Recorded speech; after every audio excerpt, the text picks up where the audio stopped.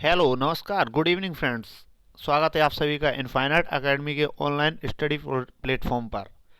आज की इस वीडियो में हम पढ़ने जा रहे हैं कुछ महत्वपूर्ण क्वेश्चंस के बारे में जो अक्सर कर एग्जामिनेशंस में पूछे जाते हैं। आप सभी लोगों से अनुरोध है कृपया वीडियो को पूरा देखें और अंत तक साथ दें।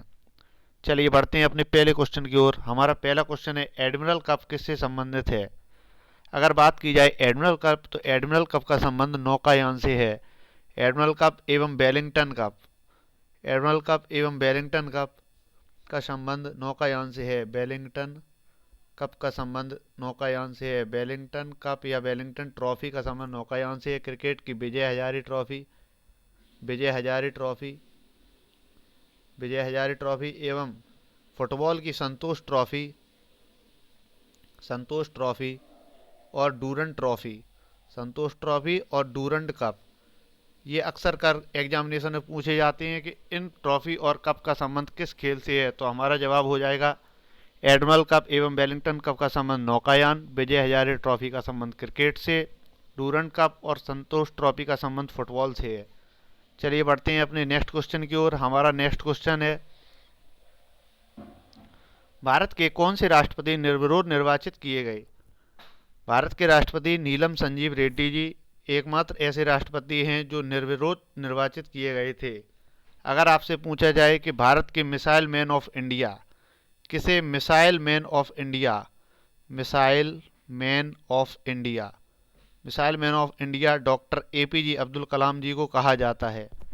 अगर पूछा जाए कि भारत में वर्तमान के राष्ट्रपति रामनाथ कोविंद जी कौन से क्रमांक के राष्ट्रपति हैं तो हमारा जवाब हो जाएगा 14वें क्रमांक के।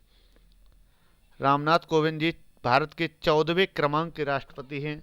चलिए बढ़ते हैं अपने नेक्स्ट क्वेश्चन की ओर और हमारा नेक्स्ट क्वेश्चन है आवश्यकता विहीनता सिद्धांत के प्रतिपादक अर्थशास्त्री हैं। आवश्यकता विहीनता का सिद्धांत प्रोफेसर जे के मेहता जी के द्वारा दिया गया था। प्रोफेसर जे के मेहता जी के द्वारा दिया गया था। अगर आपसे पूछा जाए state bank of India SBI का पुराना नाम तो एसबीआई का पुराना नाम imperial bank of India, imperial imperial bank of India था। स्टेट बैंक ऑफ इंडिया का पुराना नाम इंपीरियल बैंक ऑफ इंडिया था। चलिए बढ़ते हैं अपने नेक्स्ट क्वेश्चन की ओर और हमारा नेक्स्ट क्वेश्चन है नर्मदा के अतिरिक्त कौन सी दूसरी नदी अमरकंटक से निकलती है। यह क्वेश्चन जियोग्राफी का एक बहुत ही महत्वपूर्ण क्वेश्चन है। नर्मदा नदी का उद्गम अमरकंटक की पहाड़ियों से होता है। अमरकंटक की पहाड़ी मध्य प्रदेश के अनूपपुर जिले में स्थित हैं। मध्य प्रदेश के अनूपपुर जिले में स्थित हैं। नर्मदा और सोन नदी, नर्मदा और सोन नदी मध्य प्रदेश के अमरकंटक की पहाड़ी से निकलती हैं। सोन गंगा की सहायक नदी है, सोन गंगा की सहायक नदी है एवं यह अमरकंटक की पहाड़ी से निकलती है। चलिए बढ़ते हैं अपने नेक्स्ट क्वेश्चन की ओर। हमारा नेक्स्ट क्वेश्चन है ब्रिटिश शासन को भारत से उखाड़ फेंकने के लिए इनमें से किसने फ्रांसीसियों की मदद की थी।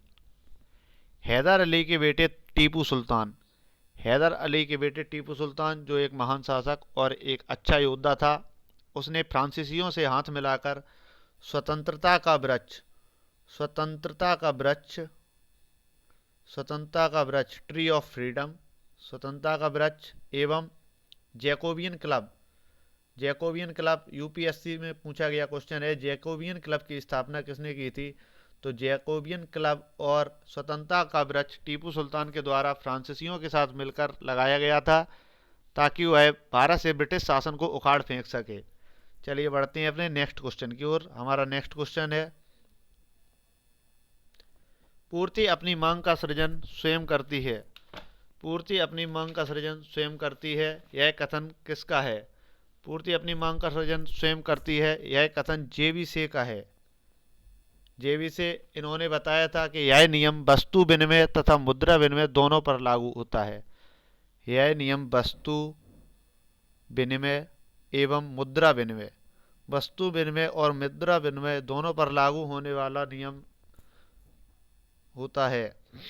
चलिए बढ़ते हैं अपने नेक्स्ट क्वेश्चन की ओर। हमारा नेक्स्ट क्वेश्चन है माई कंट्री माई लाइफ किसकी आत्मकथा है। लाल कृष्ण आडवाणी जी ने अपनी आत्मकथा माई कंट्री माई लाइफ लिखी थी। अगर आपसे पूछ दिया जाए the race of my life, the race of my life, the race of my life किसकी आत्मकथा है, तो यह आत्मकथा है द ग्रेट मिल्खा सिंह जी की, जिनका हाल ही में निधन हो गया था। The great Milkha Singh ji, the race of my life आत्मकथा मिल्खा सिंह जी की है। चलिए बढ़ते हैं अपने अगले क्वेश्चन की ओर। हमारा अगला क्वेश्चन है, भारतीय राज्य की कौन सी मुख्यमंत्री अपनी विरोधी पार्टी के अध्यक्ष से विवाहित थीं? तो हमारे भारत की पहली महिला मुख्यमंत्री सुचेता कृपलानी जी भारत की ऐसी मुख्यमंत्री थीं जो अपने विरोधी पार्टी के अध्यक्ष से विवाहित थीं। इस क्वेश्चन का आंसर हो जाएगा सुचेता कृपलानी जी। अगर आपसे पूछा जाए कि भारत की पहली IPS, first IPS of India, first IPS of India, तो आपका जवाब हो जाएगा किरण बेदी, किरण बेदी। और अगर आपसे पूछा जाए first governor of India, first governor राज्यपाल, फर्स्ट गवर्नर ऑफ इंडिया, तो आपका आंसर हो जाएगा सरोजिनी नायडू, सरोजिनी नायडू, जिन्हें भारत कोकला भी कहते हैं। सरोजिनी नायडू का उपनाम भारत कोकला है। चलिए बढ़ते हैं अपने नेक्स्ट क्वेश्चन की ओर। हमारा नेक्स्ट क्वेश्चन है, भारतीय सशस्त्र सेनाओं द्वारा पाकिस्तान से हाजीपीर की लड़ाई किस वर्ष लड़ी गई थी? भारत और पाकिस्तान के मध्य 3 महत्वपूर्ण युद्ध हुए हैं, जिनका क्रम इस प्रकार है 1965, 1971 और 1999। अगर हम 1947 के युद्ध को, क्योंकि वो बंटवारे का युद्ध था, तो उसे भारत और पाकिस्तान के मध्य युद्ध में नहीं काउंट किया जाता है। 3 प्रमुख लड़ाई 1965 को हाजीपीर की लड़ाई, हाजीपीर की लड़ाई, 1971 में बांग्लादेश का सृजन हुआ, बांग्लादेश का सृजन हुआ है भारत और पाकिस्तान के मध्य युद्ध से, और 1999 की कारगिल की लड़ाई।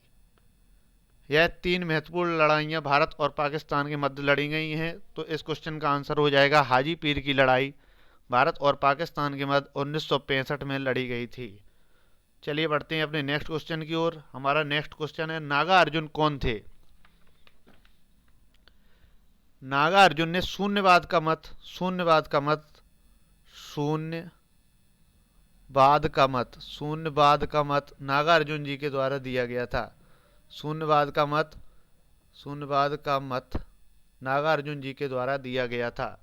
नागा अर्जुन ने बौद्ध संप्रदाय महायान, महायान की स्थापना की थी। महायान की स्थापना नागा अर्जुन ने की थी, नागा अर्जुन ने की थी। बौद्ध संप्रदाय जो कि 3 भागों में बटा हुआ है, उसके महायान संप्रदाय की स्थापना नागा अर्जुन जी के द्वारा की गई थी। तो नागा अर्जुन जी का संबंध एक बौद्ध धर्म से, एक भिक्षु या बौद्ध दार्शनिक, बौद्ध दार्शनिक, दार्शनिक भी कह सकते हैं इन्हें, यह एक बौद्ध दार्शनिक थे। इस क्वेश्चन का आंसर हो जाएगा बौद्ध दार्शनिक। चलिए बढ़ते हैं अपने नेक्स्ट क्वेश्चन की ओर। हमारा नेक्स्ट क्वेश्चन है, ऐतिहासिक विक्टोरिया पार्क, जिसे अब जंग आज़ादी पार्क का नाम दिया गया है, यह कहाँ पर स्थित था? तो इस क्वेश्चन का आंसर हो जाएगा ऐतिहासिक विक्टोरिया पार्क मेरठ में स्थित है। यह क्यों फेमस है? क्योंकि विक्टोरिया पार्क में स्थित नई जेल में 24 अप्रैल 1857 की क्रांति के समय आपत्तिजनक कारतूसों का प्रयोग करने से इनकार करने वाले 85 भारतीय सिपाहियों को, कितने? 85 भारतीय इंडियन सिपाहियों को इसमें कैद कर दिया गया था, जिन्हें 10 मई 1857 की शाम तक तीसरी अश्व सेना के सिपाहियों ने जेल तोड़कर छुड़ा लिया था। इस घटना के कारण ही विक्टोरिया पार्क का नाम इतिहास में दर्ज है और यह मेरठ में स्थित है। चलिए बढ़ते हैं अपने नेक्स्ट क्वेश्चन की ओर। हमारा नेक्स्ट क्वेश्चन है, थॉमस रो मुगल सम्राट जहांगीर से किस किले में मिलने आया था? तो सबसे पहले यह प्रश्न आता है कि थॉमस रो भारत कब आया था? तो थॉमस रो 1616 में मुगल सम्राट जहांगीर के अजमेर के किले में मिलने आया था। अगर आपसे पूछा जाए थे कि पहला अंग्रेज अधिकारी कौन था, तो उसका आंसर हो जाएगा captain Hawkins, captain Hawkins. Captain Hawkins पहला अंग्रेज शासक था जो भारत आया था। चलिए बढ़ते हैं अपने अगले क्वेश्चन की ओर। शहद का प्रमुख घटक है, शहद का प्रमुख घटक फ्रक्टोज होता है, जबकि दूध दूध का प्रमुख घटक लैक्टोज होता है। यदि पूछा जाए कि दूध में ऐसा कौन सा एंजाइम होता है, दूध में ऐसा कौन सा एंजाइम होता है जो प्रोटीन को पचाने में सहायक होता है, तो उसका नाम है रेनिन। दूध में रेनिन एंजाइम प्रोटीन के डाइजेशन में बहुत ही ज़्यादा सहायता प्रदान करता है। चलिए बढ़ते हैं अपने नेक्स्ट क्वेश्चन की ओर। हमारा नेक्स्ट क्वेश्चन है, विटामिन शब्द के जनक कौन हैं? तो विटामिन शब्द के जनक काश्मीर फंक जी हैं। इन्होंने विटामिन की खोज की थी। अगर पूछा जाए जल में घुलनशील विटामिन कौन सी होती हैं, जल में घुलनशील विटामिन कौन सी होती हैं, तो विटामिन बी और विटामिन सी जल में घुलनशील विटामिन होती हैं। अगर आपसे पूछा जाए कि जल में घुलनशील विटामिन कौन सी नहीं होती है, यानी कि वसा में कौन सी विटामिन घुलती हैं, तो ए, डी, ई, के। Vitamin A, vitamin D, vitamin E और विटामिन के वसा में घुलनशील होती हैं।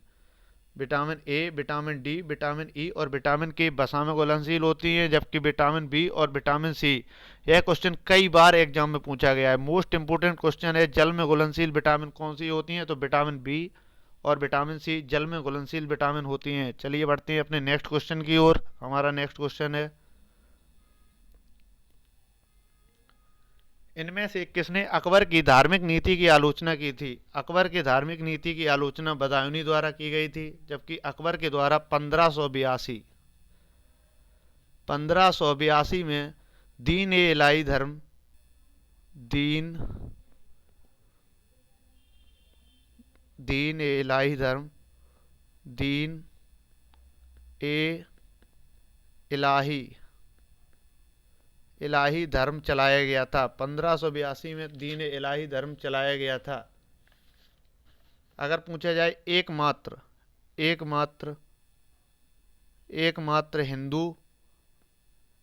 हिंदू शासक जिसने दीन ए इलाही धर्म को अपनाया था, उनका नाम था बीरबल, जो कि अकबर के नौरत्नों में से शामिल थे। अगर आपसे पूछा जाए किस सम्राट के दरबार में नौरत्न होते थे, तो आपका जवाब हो जाएगा अकबर के। नौरत्नों में से कुछ थे, बीरबल, टूडरमल, मानसिंह, मुल्ला दो प्याजा एवं अन्य कई थे। चलिए बढ़ते हैं। आज हम डिस्कस करेंगे कुछ महत्वपूर्ण क्रांतियाँ, जैसे कि कुछ फसलें, कुछ चीज़ें जिनके उत्पादन में बहुत ही ज़्यादा बढ़ोतरी हुई है उन क्रांतियों की वजह से। तो हम डिस्कस करेंगे कि किस फसल के उत्पादन के लिए कौन सी क्रांति चलाई गई थी। सबसे पहले आता है अंडा उत्पादन। तो अंडा उत्पादन का संबंध रजत क्रांति से है। रजत क्रांति का संबंध अंडा उत्पादन से है। खाद्यान्न उत्पादन आप सभी जानते हैं, हरित क्रांति का संबंध खाद्यान्न उत्पादन मुख्यतः गेहूं तथा चावल के उत्पादन को बहुत ही ज़्यादा लाभान्वित किया था हरित क्रांति के द्वारा। हरित क्रांति के विश्व में जनक नॉर्मन बोरलॉग जी और भारत में एम एस स्वामीनाथन जी भारत में हरित क्रांति के जनक हैं। अगर पूछा जाए दुग्ध उत्पादन से संबंधित क्रांति, तो श्वेत क्रांति का संबंध दुग्ध उत्पादन से है। मत्स्य उत्पादन से संबंध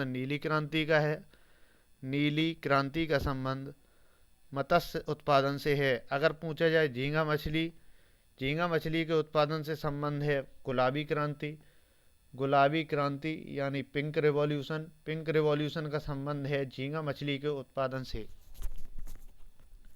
यदि आपसे पूछा जाए मांस और टमाटर के उत्पादन से किस क्रांति का संबंध है, तो लाल क्रांति रेड रिवॉल्यूशन का संबंध मांस तथा टमाटर उत्पादन से है। बहुत ही महत्वपूर्ण क्वेश्चन, बागवानी से संबंध किस क्रांति का है, तो स्वर्ण क्रांति गोल्डन रिवॉल्यूशन, स्वर्ण क्रांति का संबंध बागवानी से है। आप सभी लोगों से मेरा एक क्वेश्चन है, जरूर कमेंट में आंसर कीजिएगा। धूसर क्रांति का